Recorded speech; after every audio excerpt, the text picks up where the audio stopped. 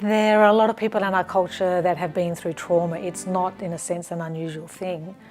It can range from people who have been through car accidents and the impact that that's had on their life.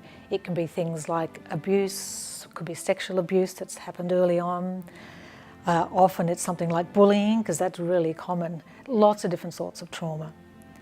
A lot of therapy will start with talking, which is great, but that's not enough when you're dealing with trauma, because trauma goes into our body and gets embedded into our body. So a holistic psychologist has to go into the body and work with the impact that it's had on the body. And that might involve body work possibly, but it would very much involve the person connecting with what physical sensations show up as they're working through that trauma.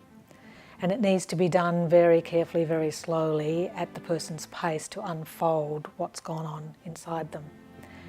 And as well as that, we have to work with how did that trauma disconnect them from their true essence inside.